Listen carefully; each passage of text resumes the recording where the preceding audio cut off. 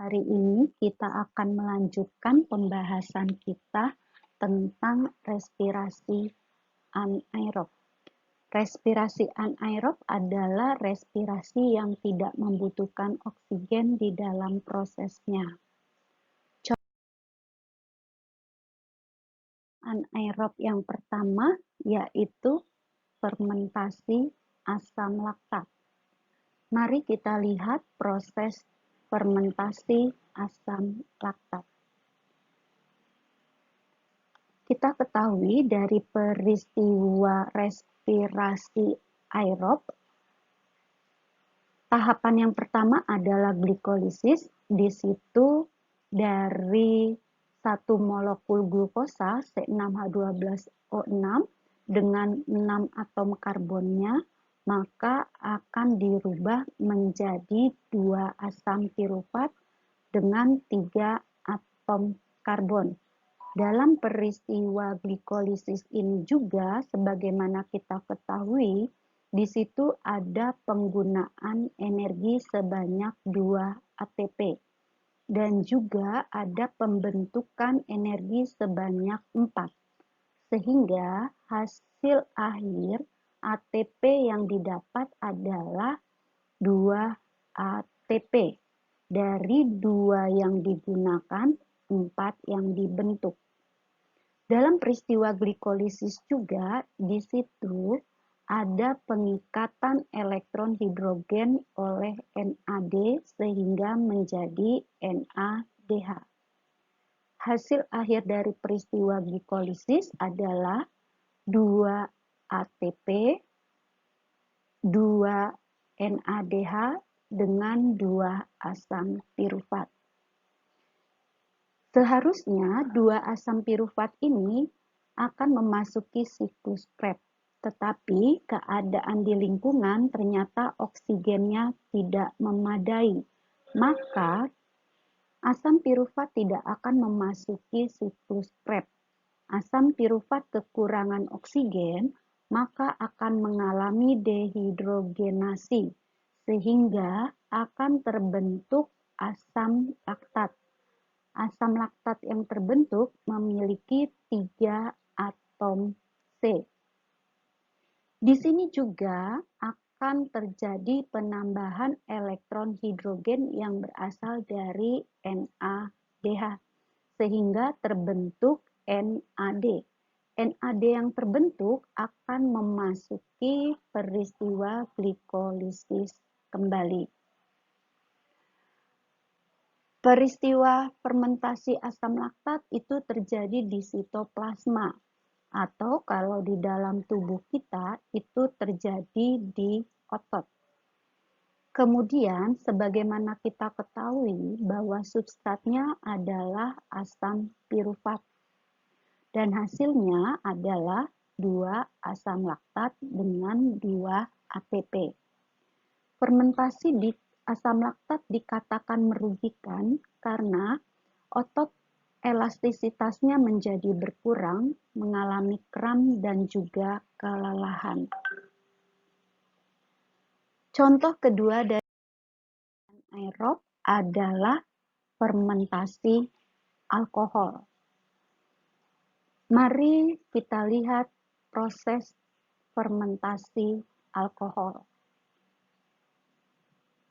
Sama dengan fermentasi asam laktat, dari peristiwa respirasi aerob di glikolisis dengan substratnya C6H12O6 dengan 6 atom C, setelah mengalami peristiwa glikolisis maka akan dibentuk 2 asam pirufat dengan 3 atom C.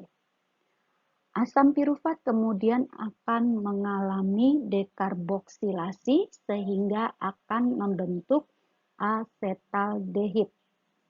Di sini terjadi penambahan H2O dan juga akan terjadi pelepasan 1 atom C dalam bentuk CO2. Sehingga dari 2 asam pirufat dengan 3 atom C sekarang menjadi 2 atom C. Asetaldehid yang terbentuk itu kemudian akan mengalami dehidrogenase, kemudian dirubah menjadi alkohol bentuk etanol dengan 2 atom C.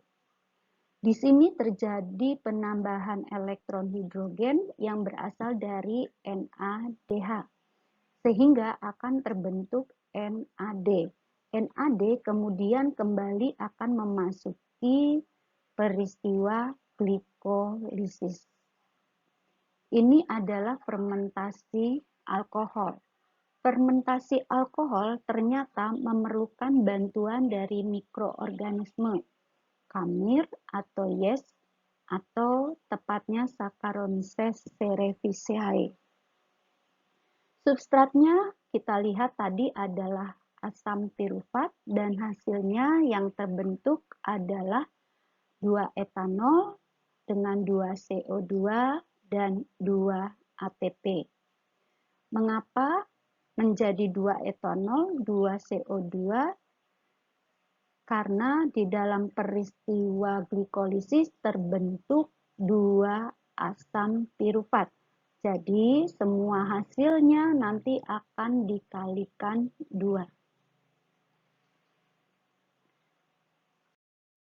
Lihat perbedaan dari respirasi aerob dengan respirasi anaerob. Pada respirasi aerob dibutuhkan oksigen, sedangkan anaerob tidak membutuhkan oksigen. Tempat reaksi pada aerob terjadi di sitoplasma dan mitokondria, sedangkan pada respirasi anaerob tempat reaksinya terjadi di sitoplasma. Pada respirasi aerob terbentuk CO2, H2O, dan ATP. Sedangkan respirasi anaerob terbentuk asam laktat atau alkohol dan juga ATP. Respirasi aerob menguntungkan karena dia menghasilkan ATP yang besar sebanyak 38. Respirasi anaerob justru dikatakan merugikan dalam hal pembentukan ATP karena ATP yang dibentuk hanya 2 saja. Respirasi aerob memasuki tahapan glikolisis, siklus Krebs, dan transport elektron, sedangkan respirasi anaerob itu tahapannya glikolisis, kemudian fermentasi. Sedangkan reaksi yang terjadi pada respirasi aerob adalah seperti ini.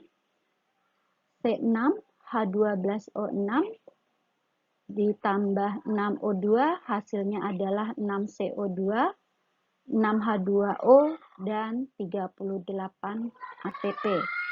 Sedangkan pada peristiwa respirasi anaerob di asam laktat itu hasilnya dari C6H12O6 adalah 2CH3CHOH plus 2 ATP, ataupun dalam peristiwa fermentasi alkohol adalah dari C6H12O6 menjadi 2C2H5OH ditambah 2CO2 dan 2 ATP. Demikian materi respirasi anaerob. Semoga kalian dapat memahaminya. Terima kasih, tetap semangat selalu di dalam belajarnya.